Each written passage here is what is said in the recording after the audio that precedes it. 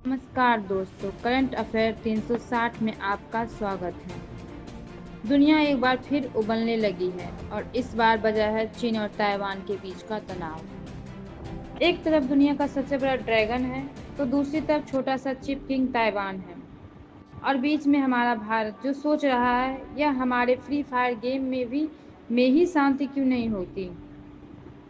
चलिए इस झगड़े को आसान भाषा में समझते हैं और देखते हैं भारत इसमें कहाँ खड़ा है। क्यों चाइना ताइवान के लिए पागल है। तो बात शुरू होती है 1949 से, जब चीन में आपस में लोग लड़ रहे थे और कम्युनिस्ट पार्टी ने सत्ता पर कब्जा कर लिया और पूंजीवादी सरकार को भगा दिया। पुरानी सरकार ताइवान भाग गई और वहीं से खुद को चीन की असली सरकार बताने लगी। असल में सरकार तो ताइवान का ही था। जैसे दो भाइयों में जमीन का झगड़ा हो और छोटा भाई बोल दे, अब मैं अलग रहूंगा, तुम्हारे साथ बिरयानी नहीं खाऊंगा।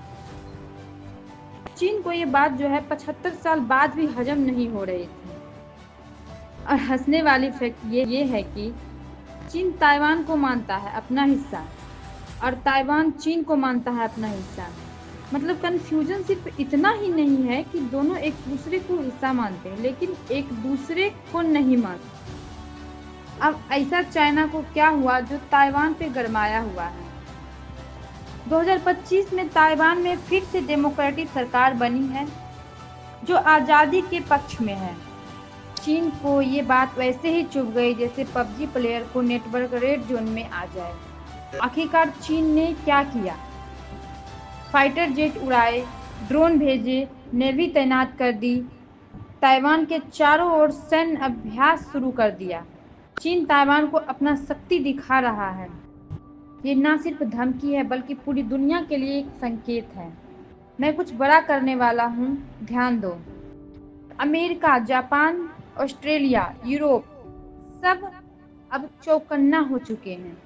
युद्ध नहीं हुआ पर पूरा माहौल वैसा बन चुका है जैसे एग्जाम में पेपर लीक की अफवाह हो। भारत क्यों चिंतित हो ये चाइना और ताइवान की लड़ाई। अब आते हैं असली सवाल पर। अगर लड़ाई चीन ताइवान के बीच है तो भारत क्यों परेशान है? पहला है चिप संकट। ताइवान बनाता है दुनिया के 60% से ज़्यादा सेमीकंडक्टर, जैसे मोबाइल, टीवी, लैपटॉप, कार, सबका बाप है छोटा द्वीप ताइवान। ताइवान को हम लोग अंग्रेजी में स्मॉल पैकेज बिग बैंग भी बोल सकते हैं। जंग हुई तो सप्लाई रुक जाएगी और लोगों का इलेक्ट्रिक चीज़ें भी महंगा हो जाएगा। जैसा कि हम लोग जानते हैं, साउथ चाइना सी और ताइवान स्ट्रेट से होकर पेट्रोलियम शिपिंग होती है। जंग का मतलब सप्लाई में बाधा, कीमतों में आग और पेट्रोल 140 पार हो सकती है। तीसरा है चीन की चालबाजी। अगर चीन ताइवान में व्यस्त है तो लेक पर अपने पीठ दिखाने वाले चाले चल सकता है, जैसे गलवान, डोकलाम, ये सभी जगह हो गए। भारत को दो मोर्चों पर सजग रहना होगा क्योंकि ये चाइनीज का कोई भरोसा नहीं। हम लोग इमेजिन कर सकते हैं ताइवान पर अटैक और इंडिया में पेट्रोल 150 रुपया। भारतीय बोलेंगे मोदी जी से, हमसे क्या गलती हो गई थी मोदी जी। भारत को क्या करना चाहिए? ऐसे समय में भारत को चाहिए स्मार्ट पॉलिसी, स्मार्ट एक्शन लेना चाहिए। पहला है डिप्लोमेटिक बैलेंस। अमेरिका और ताइवान के समर्थन में आवाज़ तो उठानी ही चाहिए पर सीधे चीन को उकसाना नहीं चाहिए।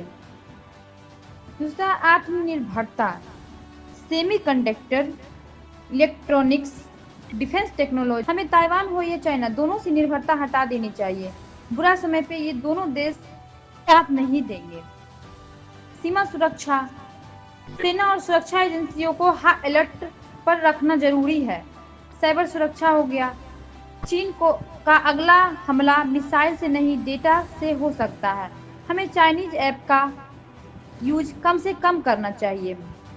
रियलिटी चेक तो यही है कि जंग सिर्फ बंदूक से नहीं लड़ी जाती।